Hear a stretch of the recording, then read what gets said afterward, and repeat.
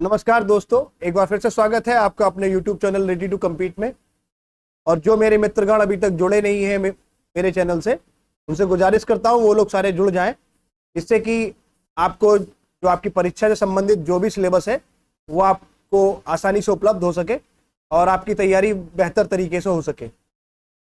आज हम लोग जो 26 सितंबर को लखनऊ में धरना प्रदर्शन हुआ है उसके बारे में बात करेंगे, क्योंकि मैं भी वहाँ उपस्थित था। तो जो भी चीज़ें हुई मेरे सामने मैं उनको आपको एक एक करके सब बताऊंगा और आपको बताऊंगा कि परीक्षा कब तक होगी।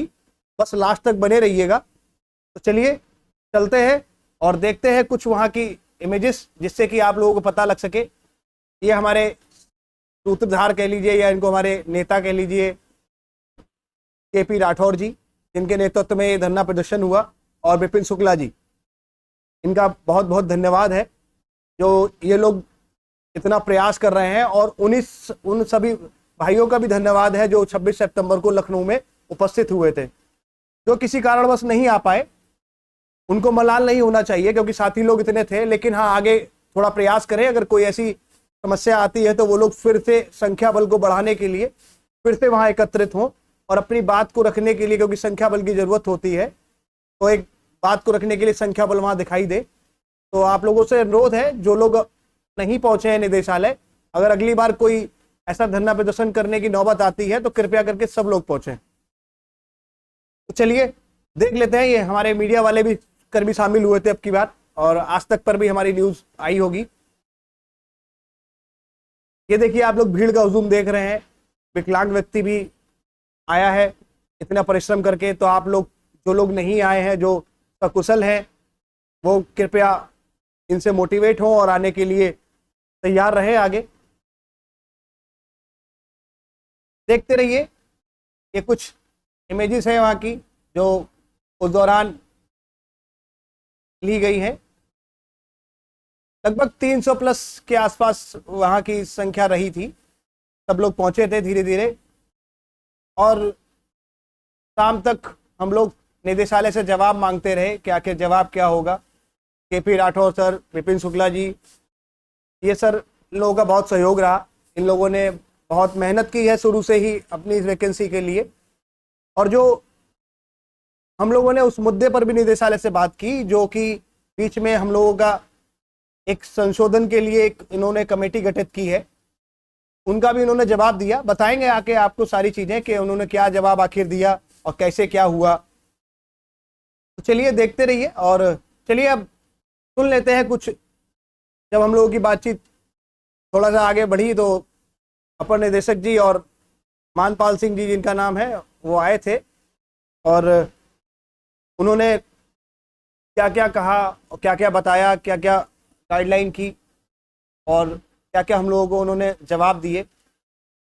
पूरा वीडियो हम लोग देखेंगे और उसमें बातचीत भी मैं बीच बीच में करता रहूँगा आपसे, ठीक है। तो चलिए देखते हैं वीडियो को और सुनते रहिएगा क्या क्या बोल रहे हैं।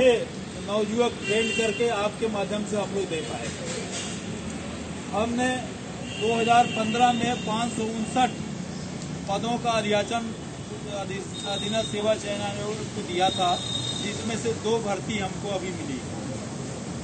559 वो मेरिट से था। मेरिट के आधार पर इंटरव्यू होना था और अभी इंटरव्यू बाकी है। 2016 में हमने 293 पदों पर अधीनस्थ सेवा आयोग को भेजा था और उसमें भी कार्रवाई नहीं हुई है। आप बताइए। मालूम है ना सर? मालूम है सर, मालूम है। ये सब बातें इनकी पुरानी वही धरने वाली रही कि हमने इतने टाइम पे इतनी वैकेंसियों के लिए अध्याचन के लिए भेजा, आयोग को बताया। जो है अभी फॉर्म की छटाई हम लोग कर रहे थे, उसमें बता दें कि 2021 में जो विज्ञापन जिस पर आप लोगों ने अप्लाई किया हुआ, ठीक है, वो था 2504, जिसमें से 98 पद ऐसे हम लोगों ने चिन्हित किए जिसमें आयोग ने ऑब्जेक्शन लगाया कि साहब इसमें मानपाल सिंह जी व्हाइट शर्ट में खड़े हैं लोग, इसलिए हम उनको नहीं भर्ती कर सकते। बगल में चश्मा लगा के, ये व्हाइट शर्ट में खड़े हैं, उनका नाम मानपाल सिंह ने अलग कर लिया है। ये 98 पद मेरे ख्याल से बताने की जरूरत नहीं, सबको पता है, हम ही को नहीं पता। अच्छा ठीक है, तो वो 98 को हमने अलग कर लिया। उसी के लिए जो आप लोग बता रहे हैं कि एक कमेटी वायरल हुई है, वो कमेटी इस बात का निर्णय करेगी कि उनकी भर्ती कैसे हम अंदर ले पाए, उसको आप अलग रखिए, ठीक है। 2406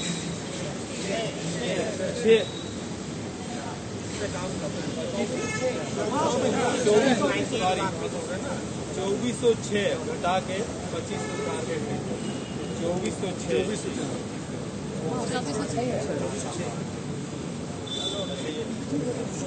तो 2406 बैनर की तरफ कितना देख कर बता रहा है कि 2406 वैकेंसी रह गई है।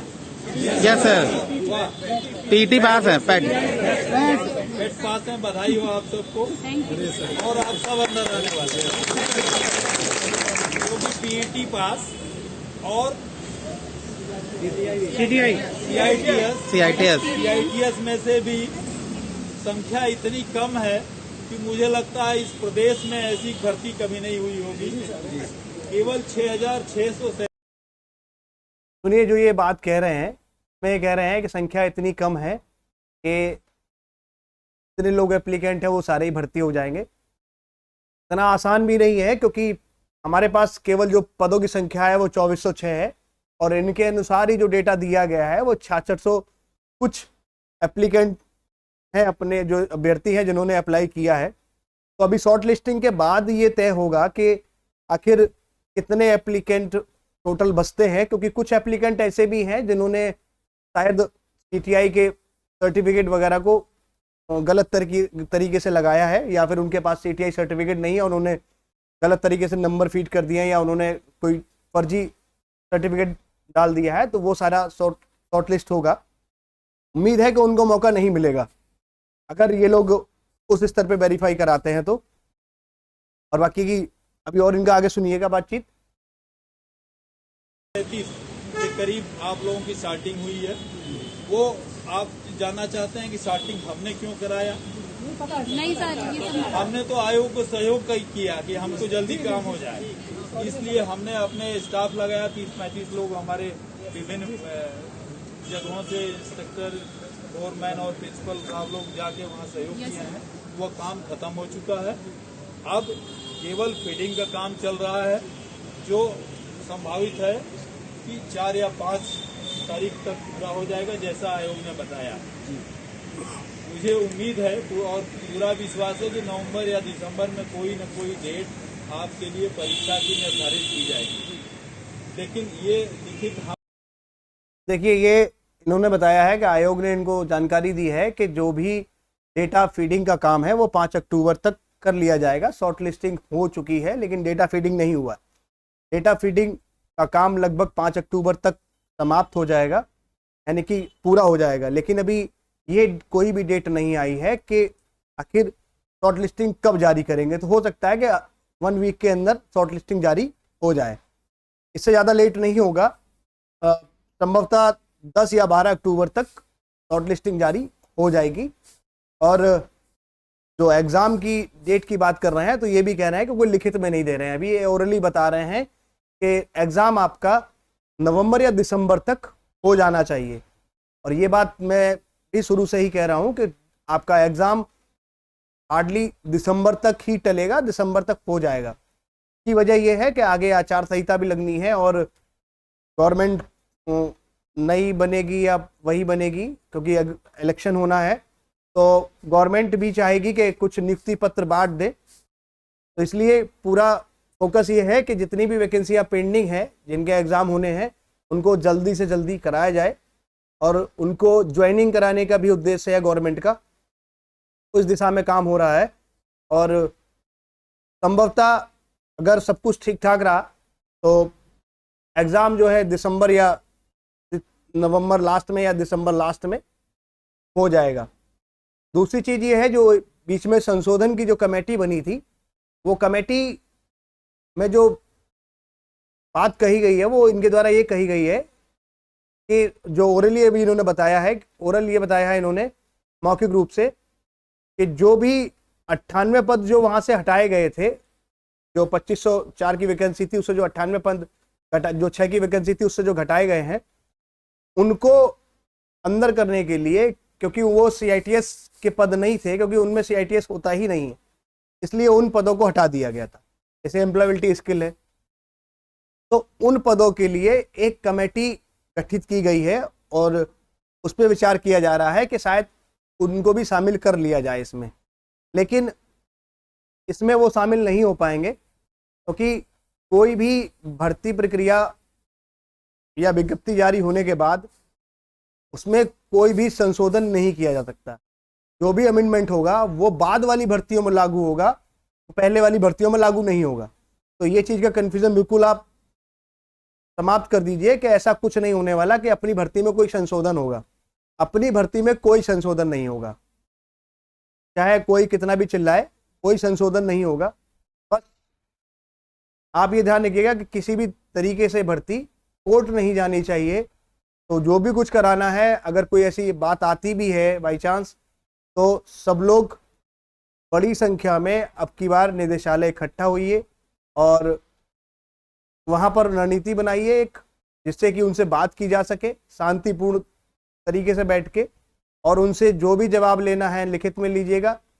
और अब की बार हम लोगों ने RTI भी डाली है, उसका जवाब भी हम लोगों को 1-2 दिन में मिल जाएगा कि उस जो कमेटी बनाई गई है उसके परिप्रेक्ष्य में क्या हो रहा है और वो किस लिए बनाई गई है। तो वो लिखित में हम लोगों को RTI मिलने वाली है, कल या परसों में मिल जाएगी RTI। हम इसलिए नहीं दे सकते कि ये आप इनको सुन लीजिए फिर से दोबारा से, ठीक है। वो पूरी उम्मीद है तो RTI जो है दोबारा से नवंबर या दिसंबर में कोई डेट परीक्षा की तय हो जाए और आप सब लोग एक फॉर्मल परीक्षा देके पास होके आ जाए।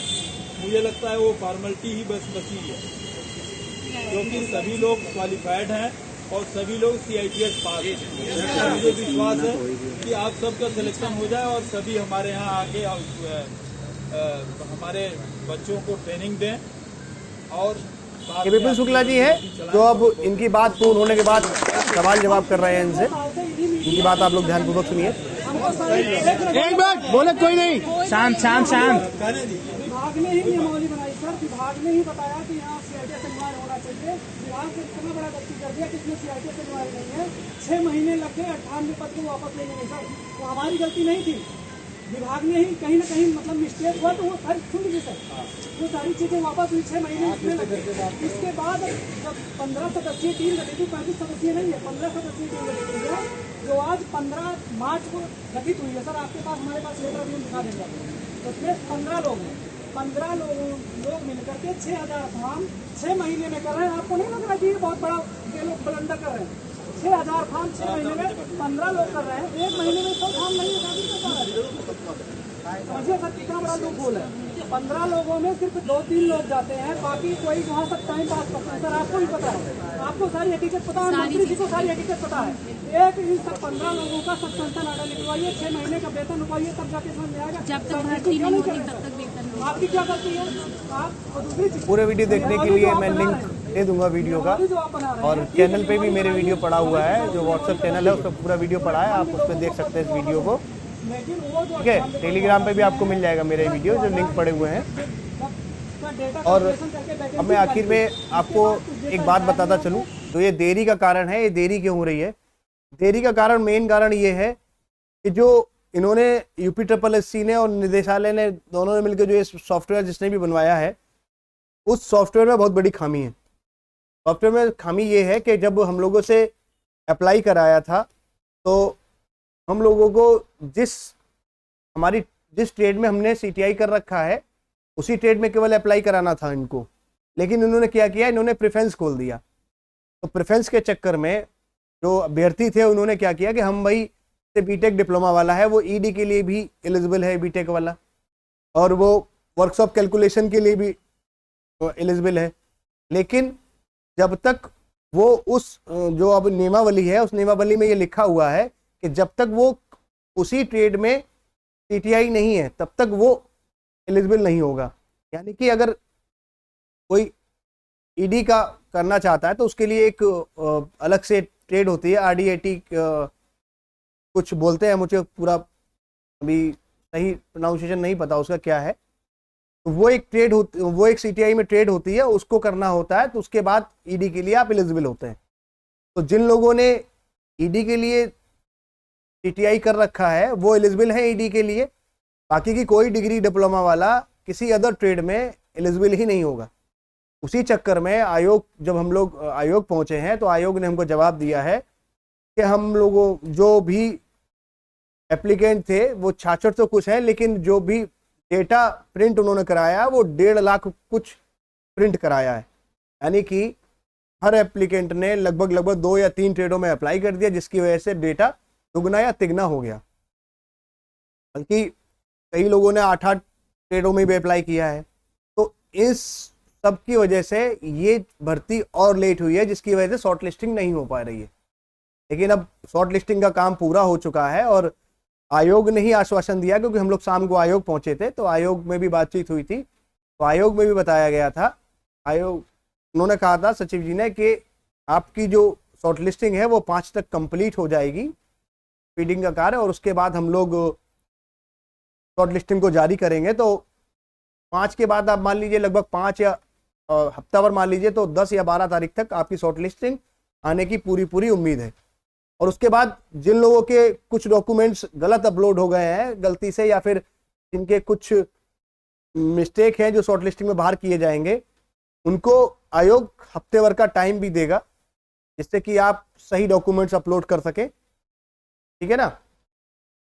तो बहुत बहुत धन्यवाद, और बहुत बहुत धन्यवाद केपी राठौर जी सर का और विपिन शुक्ला जी का, और उन सभी को धन्यवाद जो वहाँ अपना कीमती समय निकालकर वहाँ पहुँचे और इस लड़ाई में हम सब लोगों का साथ दिया। और आयोग का भी बहुत बहुत धन्यवाद जो इस वैकेंसी को कराने में लगा है, और ये कुछ गलतियां जो हुई हैं उनको लेट से सुधार कर रहा है, लेकिन सुधार कर रहा है। सभी लोगों का बहुत बहुत धन्यवाद।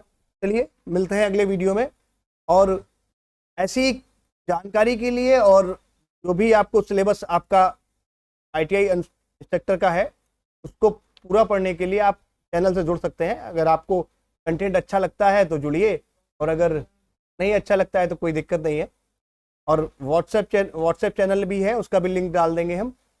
टेलीग्राम का भी लिंक है, आप टेलीग्राम से भी जुड़ सकते हैं। चलिए मिलते हैं अगले वीडियो में, नेक्स्ट वीडियो में। धन्यवाद।